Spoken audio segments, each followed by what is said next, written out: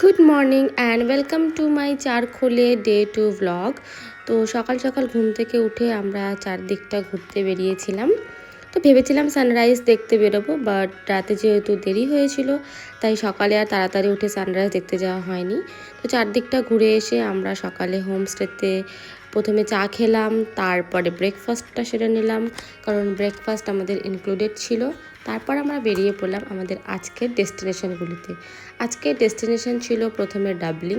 তো এটা হচ্ছে ডাবলিং ভিউ পয়েন্ট। দেখতে পাচ্ছ চারদিকটা এত সুন্দর, আর এখান থেকে কাঞ্চনজঙ্ঘা ভিউটাও এতটা সুন্দর না, মানে যেটা বলে বোঝাতে পারবো না। আর এখানে প্রত্যেকটা জায়গাতে এরকম ছোট ছোট ফটো সেট আপ করা আছে, যেগুলো ভীষণ সুন্দর।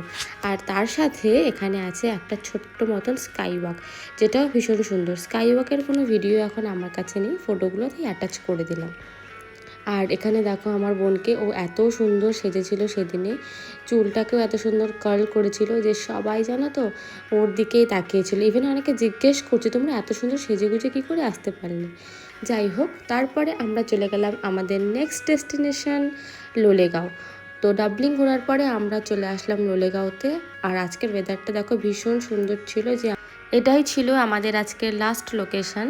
তো যেহেতু এই দুটো লোকেশনই আজকে ঘুরেছিলাম, তাই আমাদের হাতে অনেক সময় ছিল। আমরা এখানে অনেক ফটো তুলেছি, ভিডিও করেছি। তারপরে বাইরে একটা হোটেলে খাওয়া দাওয়া করে আমরা বাড়ি রিটার্ন চলে গেছি। তো এই ছিল আমাদের চারকোলে ডে 2। টাটা।